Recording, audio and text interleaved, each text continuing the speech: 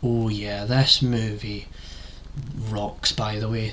Hello, welcome back to the James Ram Reviews for yet another episode. In today's episode, I'm going to be reviewing for you a movie that I didn't really do a community tab post of, and we just recorded and uploaded a video, Fight or Flight, that movie with Josh Hartnett in it and stuff like that.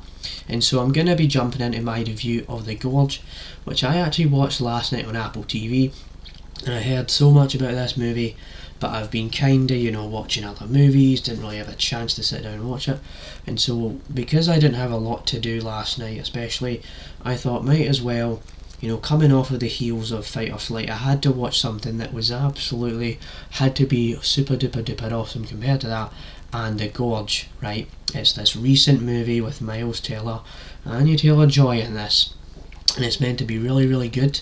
And so there's definitely like that in the context. That's my kind of context, is that I did hear about this movie, and these two actors I actually know and I actually love some of the movies they've been in, and so definitely there's all of that. So what is The Gorge actually about, this 2-hour movie that has been getting some praise and traction over the past few weeks here? So pretty much what you have here, it's meant to be this survival movie that does actually turn into something that I wasn't actually entirely expecting. I'm not going to go into that because it would spoil the movie and spoil the greatness of this movie. And so yeah, let's just get into how I felt about The Gorge. So how did I actually feel about this movie? So I really did enjoy the film. It sets up this suspense. It keeps you guessing about the actual crazy stuff that was happening on this planet, or this kind of world that's going on.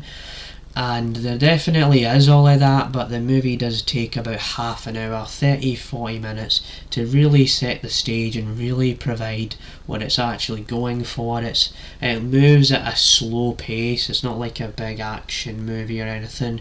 It's trying to build out the characters and everything.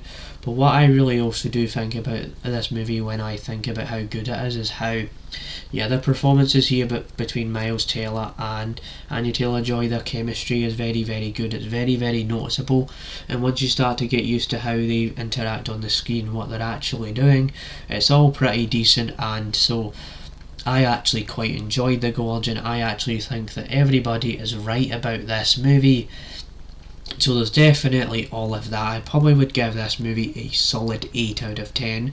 If it wasn't for the first 30 to 40 minutes of this movie, I would have probably, thought this was like a 9 or a 9 out of 10 at best. And sure, there are still some slow moments within the movie after 30 to 40 minutes, but I still really did enjoy what the movie was trying to do. And this movie isn't actually based on anything. From what I remember the director saying that he just wanted to make an original idea, or something that he personally actually wanted to fund and create. So that's pretty cool.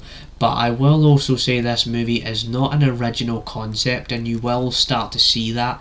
But the fact that it's not even a franchise movie, it's just this kind of concept that this guy wanted to create, was kind of cool.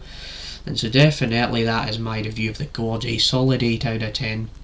Definitely recommendable, and definitely understand where the hype is coming from. And so yeah, that is my review of The Gorge. We are doing these, I did like a back-to-back review from Fight to Flight to The Gorge. Who knows what else I could review at this point.